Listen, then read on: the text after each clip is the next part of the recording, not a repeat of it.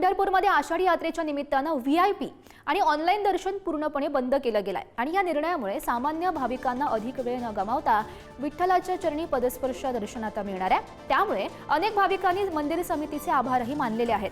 काही भाविकांनी अपंग आणि वयोवृद्ध व्यक्तींना विशेष सोयीसाठी वेगळी रांग उपलब्ध करून द्यावी अशी मागणी सुद्धा केली आणि याचाच आढावा घेतलेला आहे आमचे प्रतिनिधी माऊली डांगे यांनी। बघूयात। आषाढी वारीच्या पार्श्वभूमीवर पंढरपूरच्या विठ्ठल रुक्मिणी मंदिर दर्शनाच्या व्यवस्थेमध्ये आता जो विठ्ठल रुक्मिणी मंदिर समितीने जो निर्णय घेण्यात आलेला आहे तो आता कुठेतरी भाविकांना स्वागतार्ह वाटत आहे। आपण पाहिलं तर पदस्पर्श दर्शनाला 7 ते 8 तास लागत होते, परंतु विठ्ठल रुक्मिणी मंदिर समितीने व्हीआयपी दर्शन आणि ऑनलाईन दर्शन बंद केल्यामुळे 2 तासामध्ये दर्शन होते आपल्याला पाहायला मिळते।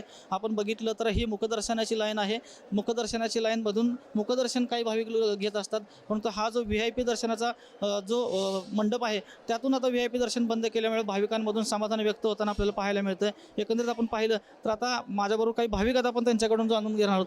काय सांगाल बाबा की व्हीआयपी दर्शन बंद केल्यामुळे काय वाटतं? व्हीआयपी दर्शन आणि ऑनलाईन दर्शन बंद झाल्यामुळे आम्ही बहुत चांगली सोय झाली आहे।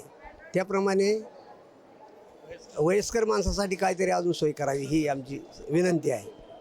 आपण पाहिलं तर व्हीआयपी दर्शन बंद केल्यामुळे 7 ते 8 तास लागत होते, तिथं 2 तासामध्ये दर्शन होतं असं समाधान व्यक्त करताना आपल्याला पाहायला मिळतं। परंतु जे ज्येष्ठ नागरिक आहेत, वयोवृद्ध आहेत, अपंग आहेत त्यांच्यासाठी सुद्धा स्वतंत्र व्यवस्था करावी अशा सुद्धा भाविकांना आपल्याला सांगितले आहे। त्यामुळे व्हीआयपी दर्शन बंद झाल्यामुळे लवकरच आणि जलद गतीने येणाऱ्या प्रत्येक भाविकांना पदस्पर्श दर्शन अवघ्या 2 तासात होताना आपल्याला पाहायला मिळतंय। माऊली डांगे, पुढारी न्यूज, पंढरपूर।